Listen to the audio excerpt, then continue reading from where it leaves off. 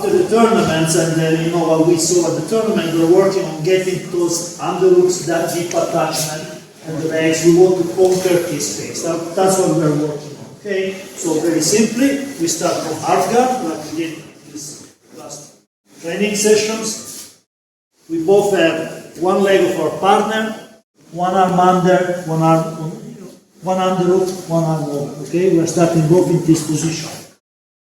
As it comes for our bodies, the position is pretty much 50-50 because we all have the same stuff. But I'm on top. That's an advantage for me. Okay?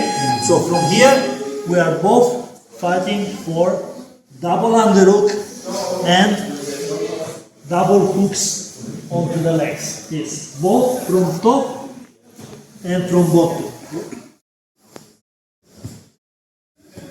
The thing is, as we said before, that I also have top position, which he doesn't have. So I win as soon as I have double underhooks and hooks into his legs. He also has to become the person on top. Okay, guys? What question? Yeah? How do I get hooks on the leg when I'm on top? I don't. You need to go from here in any way that you can. Okay? So when I get double underhooks and double hooks, I win. On the bottom, you also need double underhooks and double hooks, but you need to use them to get the top. Okay, guys? 5-minute rounds. Go! Same as before, but now we start from bottom. Okay? So once again, the goal for both of us is to get double underhook and both our feet in a hook position. Yeah? Now the situation is a bit different because he already has hook position, but I'm on top. And again, for him it's not enough to get hooks and double underhooks, he also needs to become the person. Okay, guys? The process of, if you want to organize yourself around two ideas to become the person on top, it's pretty simple. Double underhook, hip attachment, go with both your knees to the mat. Double underhook, use the double underhook to reach hip attachment with your arms. Boom, and now you go both your knees on the mat. Any different configuration of that. Okay? If you are on the bottom, you use your double underhooks to get to the hip, and once you get to the hip, anything that brings both your knees to the mat. Okay, guys? You have to bring your hands to the hip, yeah? Double underhook, hip attachment, turn both your knees on the mat. From the top, again, you win with double underhooks and 2 feet in center. Good? With your partner, 5 minutes, butterfly starting position, go!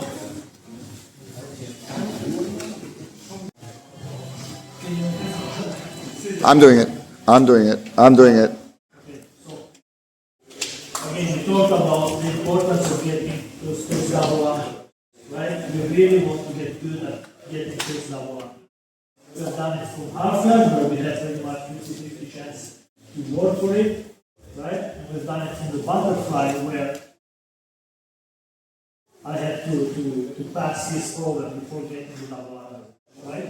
While from the bottom, double underhook is a great way to start to expose my torso so that you can get to the hip, hip connection with the arm, there, and getting to the hip will give you.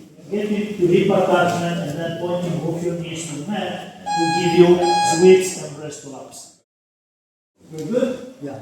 Perfect. So now we're starting from the close guard. And we're going to work on the very same idea. Because also from the close guard, I want to make sure that I have a double underhook so that I start to expose this area and I can start to dig and get hip connections, right?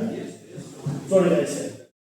So that I start to expose this area and I can start to bring my legs inside, get your hooks, hip attachment. From here again, maybe you get wrist wraps, maybe you get sweeps. But once again, double underhook, hooks, use the space you created to get to the hip, point both your knees to the floor to become a personal. Okay? From the top, again, you have to go double underhook and hooks inside. But the problems you have to pass through to get your hooks are increasing. Because you went from one leg to the feet to having to pass my leg. Make sense? Perfect. 5 minutes with your, actually, this is a 10-minute round. Have fun. Okay guys, let's go.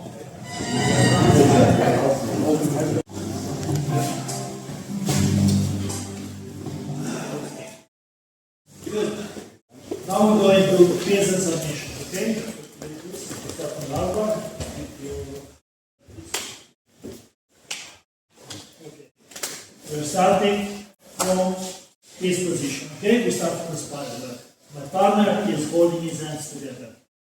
Hands, arms, elbows, anything. But you are holding your arms together, okay? So that you can just pull your arm out. Exactly, whatever you like. Okay, guys? Yeah? His job is to get the elbow out of my outside from the line of my legs and put my back on the mat. Okay? Even better. Let's fix it like this. Put my back on the mat and then move your elbow out. That's what you want to do. Okay? In any way you can, you're going to put my back on the mat. Go. Put my back on the mat and your elbow goes out. Move down. Okay? I have, of course, the first task to hold his back on. Okay? The task of the first exercise is to hold his back. So anytime he will bring my back on the mat, I will try to bring it down again. Okay, guys? Yes? You are not allowed with this arm to touch his arms. So this arm will always connect to his hip or to his leg. And I will use the attachment to the hip or the control over his legs to bring his back to the mat again. So we're here, for example, he brings my back to the mat. So what I want to do with his arm is boom, and we're back here. We go again, I set touch here, and I will try to use this attachment to hold him down. He really forces me on the back. Go, go, go, go, go, go, go, go, go, go. Keep going, keep going, keep going, keep going, keep going. Keep going, keep going, keep going, keep going. Oops. There we are again. Make sense, guys? Yeah. Okay, that's why I want you to explore what happens when you maintain connection to his body with this arm and you don't just use two arms here. Okay? Yeah? He tries to bring my back on the mat. I try to bring his to maintain his back on the mat. I cannot touch his arms with these arms. His arm will always control his hip or his leg. Good? 5 minutes. Let's go. We are here, and I am not allowed to touch his arms with his arms. Okay? The reason for it is that I want to explore the attachment to his body so that now that we play with putting each other's back on the mat, I can use this to keep my shape as a ball, so that when he tries to put my back on the mat, I can search any attachment that I find useful to rolling back there. Maybe the hip, maybe the leg. That's the idea, right? So we're going to play the same game, okay? Where he wants to put my back on the mat and get this arm out, and I will maintain this connection to rolling back always on the floor. Okay? On top of that, I am allowed to finish triangle. If I find a good slot at any moment, let's go. If I find a good slot to switch into a triangle, I can finish triangles at any moment. Okay, guys? Let's go.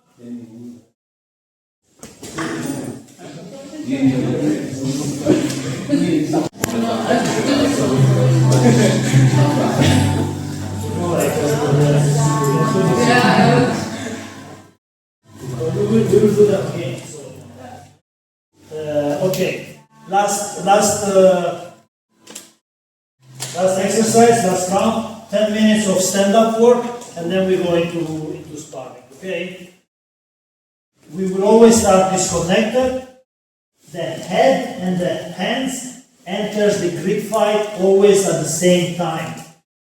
This is super important, okay? We are talking about it a lot in the last weeks. My head and my hands enters the grip fight always at the same time. I need to win the grip fight, so more hands on him than he has on me, and I also need the head in a dominant position. From here, I will get connection anywhere under the shoulder, torso, legs, anywhere. Once I get my connection, my job is either I split these legs as much as I can, or I bring them together. And I use one of these two ideas, splitting his legs or bringing them together, to put his hip on the floor. Good? Even if you have a body lock, that's no other way. Then We you are have to working there. Yeah. I need anywhere where I connect my hands, I might be able to connect my hands directly here, but maybe I connect them here. Maybe I connect like this. But wherever I am, the next step for my exercise is to connect with the legs, and either you split the legs or you bring them together, with the goal of having his hip on the mat. Once his hip is on the mat, his job is to not accept that. The floor is lava, your hip goes up as soon as possible. Yeah? While of course at the same time, if I bring your hip on the mat, my job will be to attach to that hip, pretty much like we were doing at the beginning of the class, and hold that hip down. Okay guys? 10 minutes of work like this. We are doing the same stuff to each other. And when you're splitting his legs, how do you bring him down? If I split his legs, I might bring him down, just dropping his hip, for example. Right? I might also sweep the leg, or I lift that leg so much that eventually it falls. It's always, you do take them only in two ways. You block and drive, or you lift and drop. So whatever I'm doing, for example, splitting his leg, the next thing will be to block and drive, or to lift and drop. Anything you do on a stand-up is always one of these two. Everything is good? Yeah. 10-minute rounds, let's go.